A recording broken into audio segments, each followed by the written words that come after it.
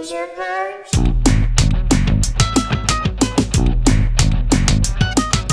Binge or Purge?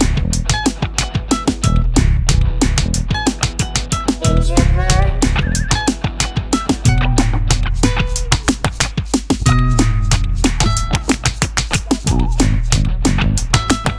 Hello, and welcome to Binge or Purge Streaming Reviews. I am your host, Dimo. My co-host is Joe Taylor. This is episode 43. How you doing, man? I'm good. Okay, me too. I have big news from the world of Netflix. Okay. You know how you go on there and you're searching for something to watch and it starts auto-playing the first thing that pops up, the trailers? I hate that. Everyone hates it.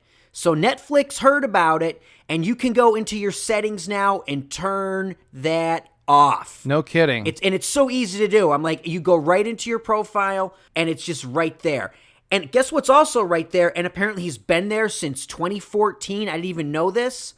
Shutting off auto-playing to the next episode. So you can watch the credits if you want. You can watch the credits and have to like find where is it? Now if only the other streaming services would adopt this policy. I'm looking at you, Amazon and Hulu. You guys are notorious for jumping to the next thing.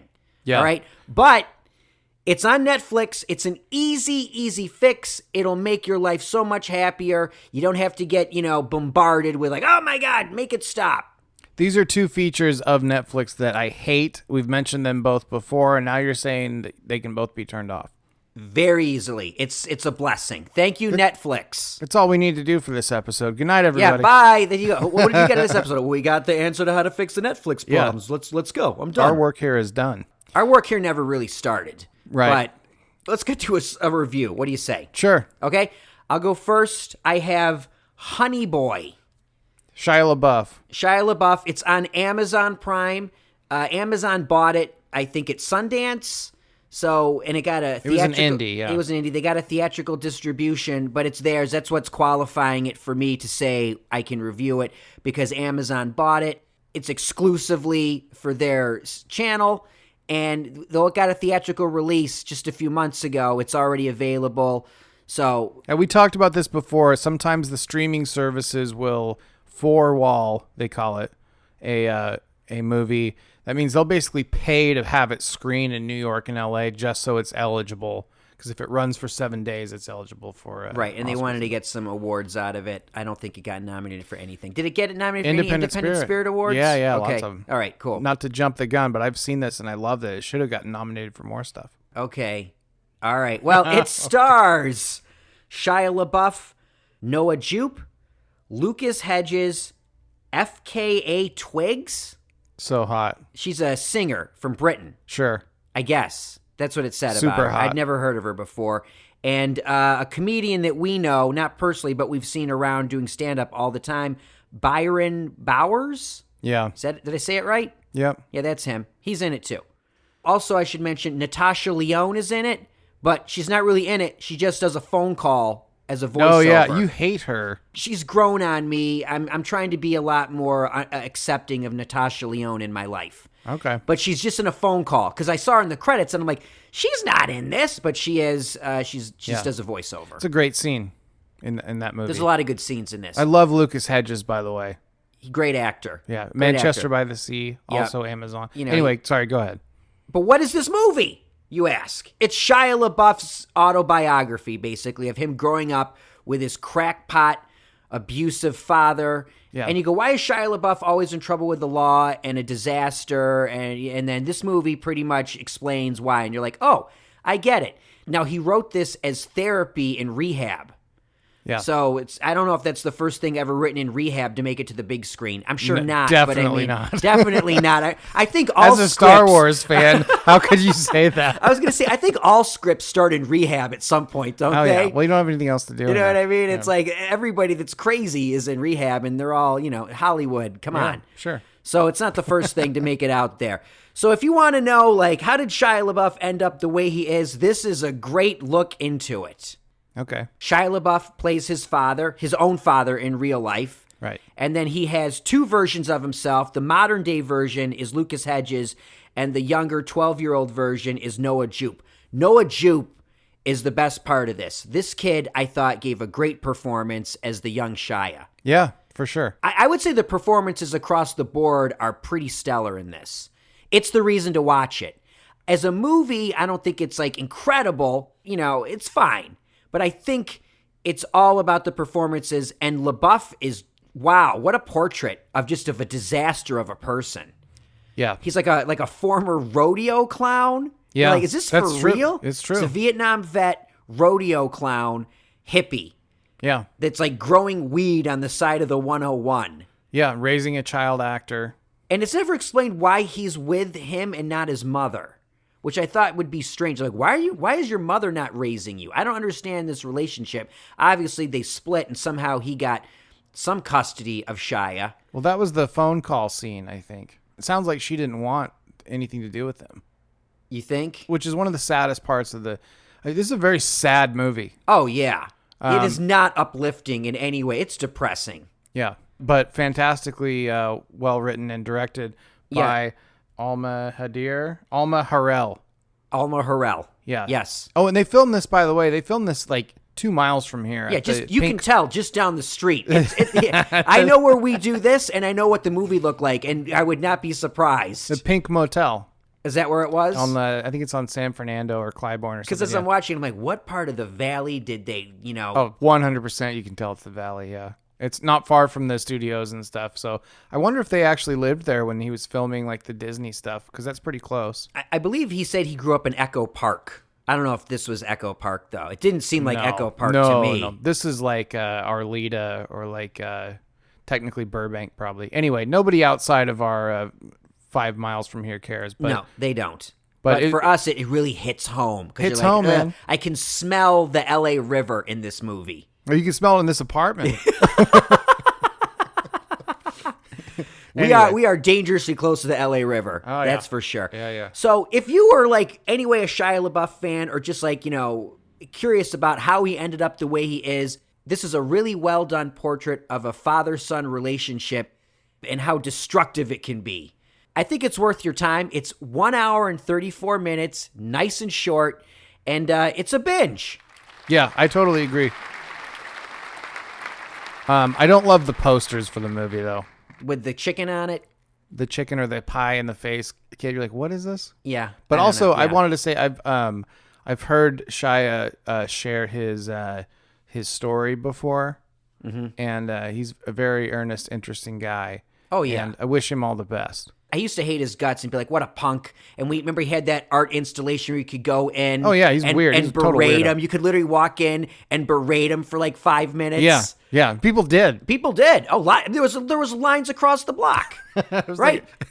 Just so you can go yell at Shia LaBeouf. Yeah. So I got to give the guy credit. He's an avant-garde artist. Yeah, He really is. He's out there. He's a heck of an actor, too. He is. So And props a to him. nice guy.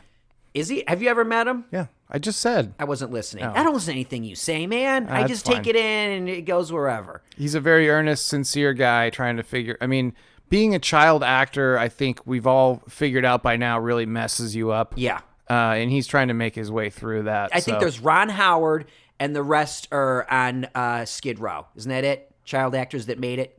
I guess, Right? yeah. Ron Howard and good night, folks. Yeah. What about Jodie Foster?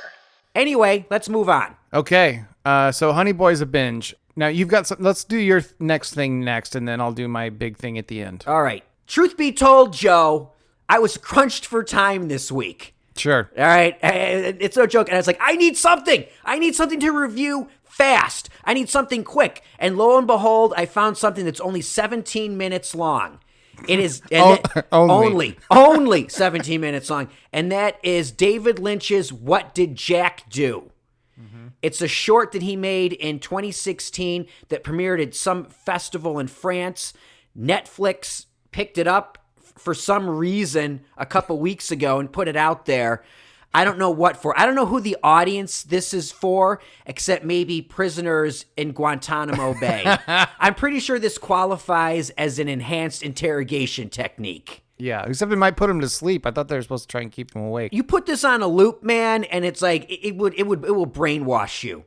Right? It is in black and white. They put a one of those like phone filters on it, like an old timey thing to make it look, it was made in the 1930s or whatever. And it's just David Lynch sitting next to a monkey. and he's interviewing the monkey.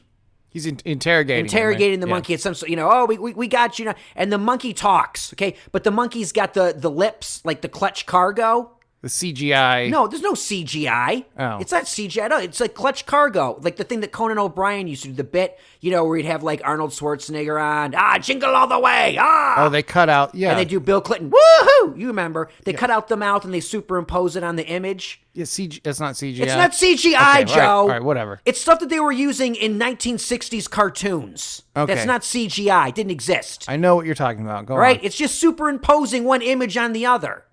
So Okay. anyway, they got some weird guy, can't tell if it's Lynch or not, who's doing the voice of the monkey, and this is the most ridiculous thing I've ever seen.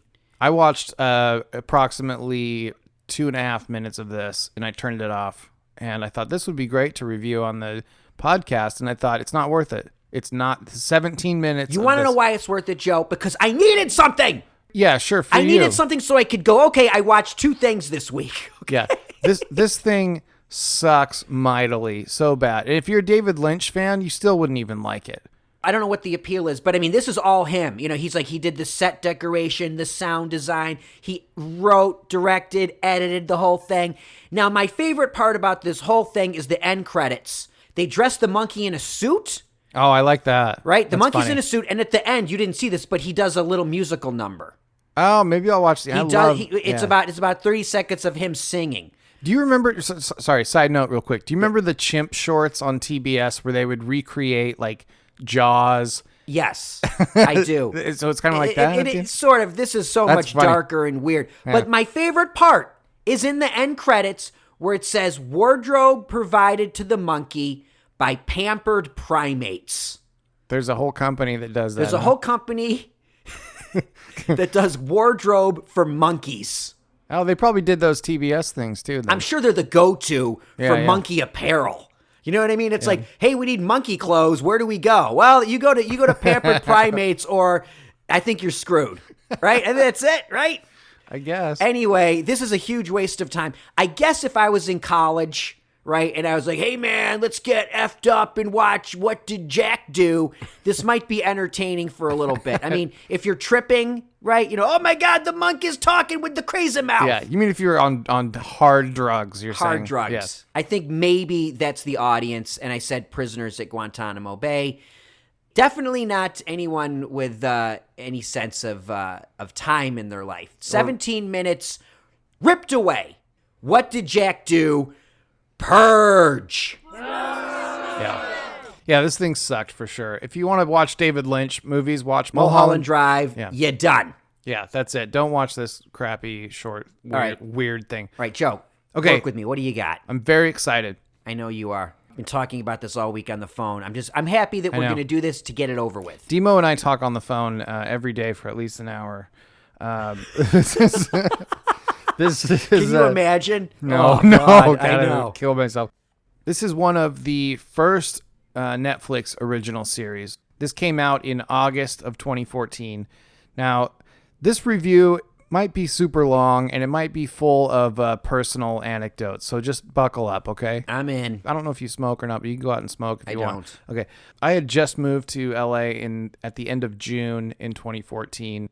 I was renting a room and I didn't have a TV. All I had was my laptop. So Netflix was like all I could watch for a while when this thing came out. And I watched the whole season in like a weekend.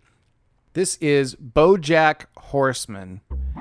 I'm going to say right at the top, I think this is the best Netflix original show. And before you shake your head, Thrillist.com and Uprocks both agree with me. It's one of the most critically acclaimed Netflix shows, although not right out of the gate. So right now, this has a 93 with the critics and 95 with the people. I mean, compare it to Orange is the New Black, Stranger Things, Glow, some of the other stuff that we've really liked. This is better, I think, than any of those. Well, look, it's 2020 and it's been going since 2014. Yeah. That's rare for Netflix to even go this long with any kind of show. Yeah, there's 77 episodes. Seasons 1 through 5 were 12 episodes. Season 6 was 16 episodes split in half. The second half, the 8 episodes just came out now. I know what you're thinking. because you're so good at math, that's not 77, that's 76. There was a Christmas special that was filmed as the show Horsing Around that he was on. So let me say what this is about. Can I stop you before you get into it? Yeah. Just one thing. Sure. First of all, you're always coming down on me for liking anything animated. Yeah. And now you're telling me your favorite thing on Netflix is an animated show? It's the exception that proves the rule, man. Why don't you describe what it is? Because you've seen a few of them, but not all of them. I'm not done talking about what I want to talk about. Go ahead. Go ahead. Also, fun fact, my good friend Laura Guten Peterson was a writer on season 1 of this show. So I was there when she goes, I go, what are you working at? She goes, oh, I'm doing some animated show called BoJack Horseman. And I'm like, what? She goes, yeah, it's going to be on Netflix. And this one you were like, don't you just wish you could get on a network show? Like, what's Netflix going to do for you? You know, and now it's just like, it's crazy how times have changed. But anyway, she wrote episode 10 called One Trick Pony. And she was on for the first season. Oh, no kidding. Yep, so props to her. We should have had her call in. We didn't even really talk about it till yesterday, but... I know, but she's busy. She's got 2 kids. She's got a life. Okay, She ain't got time to call into a podcast. Good for her. Again, that's Laura Guten Peterson, a good friend, great writer. She currently writes on Blackish.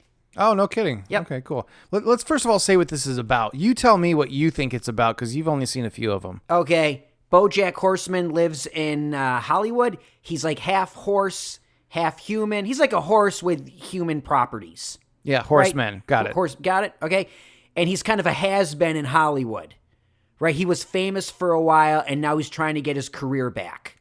Is that it? Yeah, he's basically Dave Coulier, and he wears the same sweaters as Dave Coulier from Full House. And he was on a show that was a lot like Full House called Horsing Around, where he raises 3 orphans. It was a sitcom in the 80s, or 90s, sorry. Now everything has kind of passed him by, and he doesn't have much of a career. He has a lot of money, but his celebrity is fading, and he's a has-been. This show is so funny. It's half-an-hour episodes, by the way. So funny, but also gets super dark. But before we get to that, let me tell you who's been on this show. Who's our lead? I know who our lead is, but let's tell everybody. Will Arnett. Yes. Plays BoJack Horseman. I'd say it's his signature part, wouldn't you? And I mean, you would say Arrested Development, Joe, It's right? a toss-up between the two. Between the two, and yeah, I would say so. That and Batman. Yeah. His Lego for Batman kids, is for great. Kids. Sure. Okay. Here's the thing about Will Arnett. A lot of his story is kind of permeates this show.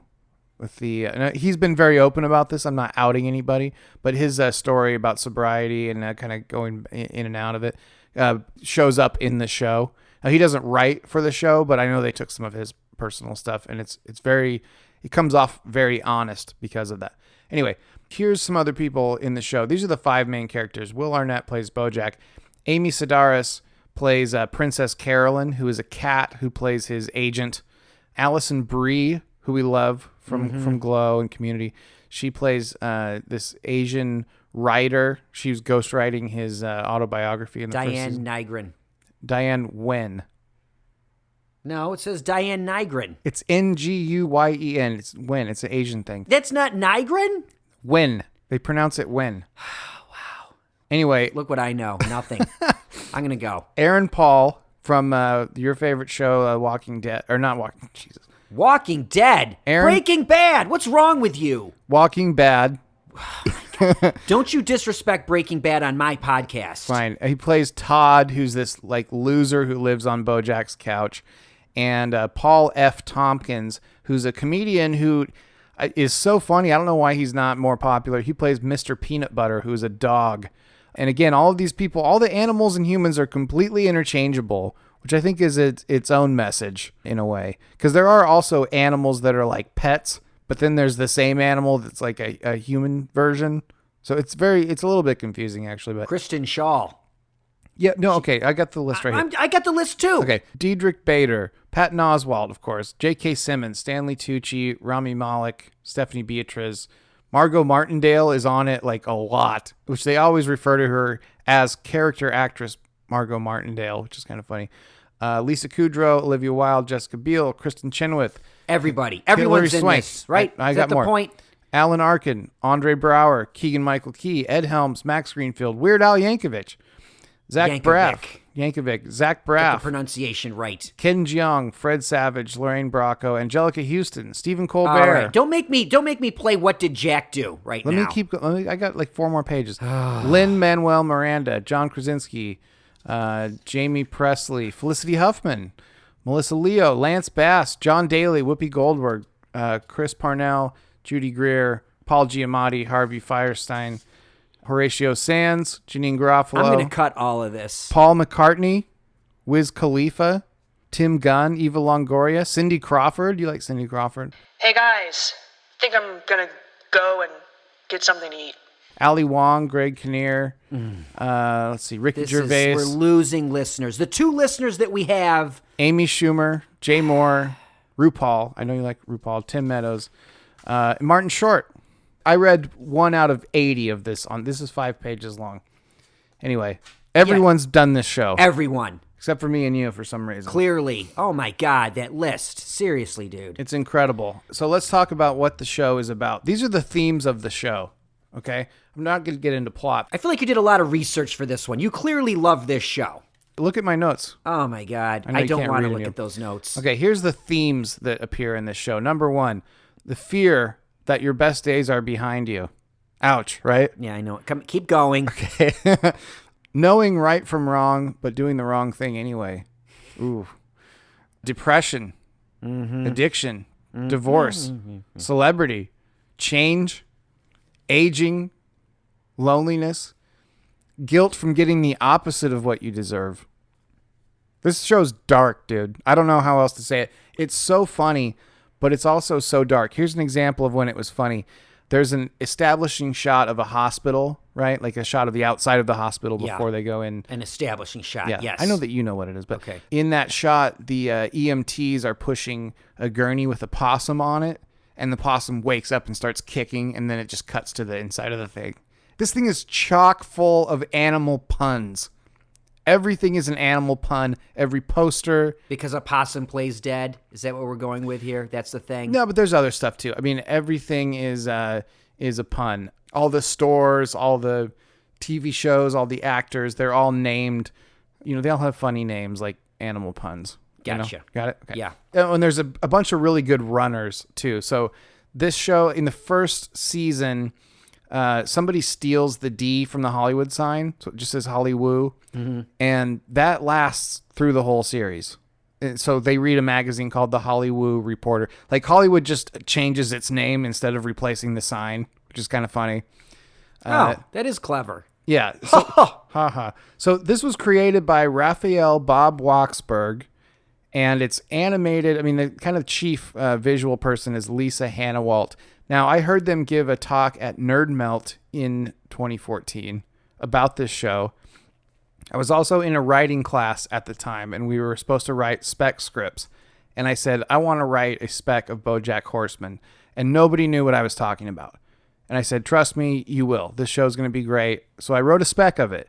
I entered it into several writing contests. And most of them didn't know what it was. Except for the final draft Big Break contest, which out of 7,000 entrants, I made it into the top 3. I got to go to the awards at Paramount. I didn't win.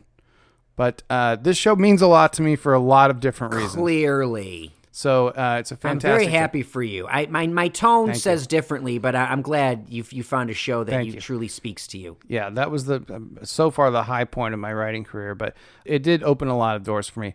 Real quick, also, the soundtrack is fantastic. The music supervisor is Jesse Novak, BJ Novak's brother. You know who that is? Yep. From The Office. Plays Ryan. Yes. This introduced me to bands like Imperial Mammoth, a bunch of like indie rock stuff. Fantastic soundtrack. It's worth watching just for that. Okay, let's talk about some of the top moments in the show real quick. Yeah, please. There's an episode where BoJack gives a eulogy for his deceased mother that is basically a one-shot for 30 minutes of him giving eulogy. Here's what I'm getting at. This show breaks every rule of animation, of filmmaking, of TV making. There's a whole episode with just him at the podium. That's it. Okay. And it's fantastic. I know you haven't seen that one, but it's good.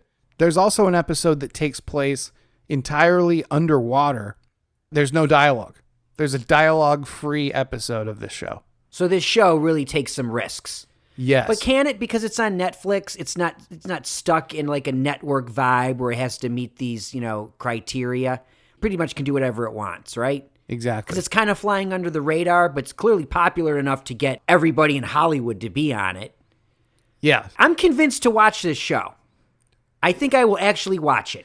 Here's the thing. If you get into it, you're in for the whole thing, and it is dark, man. I have no problem with anything that's dark. I just need it to be good. You make it sound like dark is a bad thing. I don't know. I love it. It's totally right up my alley. I don't know if it's up yours, but it is super funny. I'm not making the case for how funny it is on this review, but it is super, super funny. This is a total binge. And just ended on Netflix. And farewell, BoJack Horseman. Thank you for the 6 seasons of great content. Joe, I just have one question. Okay. Is anyone still listening?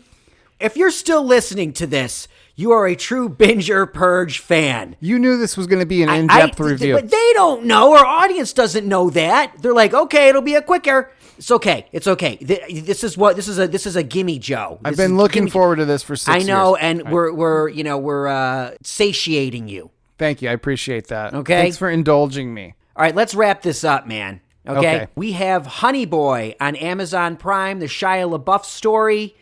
It's a binge from both of us. Yep. Then we have on Netflix, What Did Jack Do? David Lynch's 17-minute nightmare of I don't know what happened in his life that would make him think this is something he wants to show people. Yeah. That's a Purge. And finally, well, I'll let you finish. And finally, BoJack Horseman, I think the greatest Netflix original series of all time. All right, there you go, everyone. Joe's big opus. This was really my shining moment, I think. Shining, that's one way to put it. Yeah. Anyway, as always, we want to thank Jess the Facts. Jess, are you still there? Yeah, unfortunately. Is it finally over? You can follow Jess the Facts on Instagram and Twitter at @TheJessicaGreer. And that's it for this week. For Joe Taylor, my name is Dimo. This has been Binge or Purge Streaming Reviews. Thank you for listening. We'll see you next time.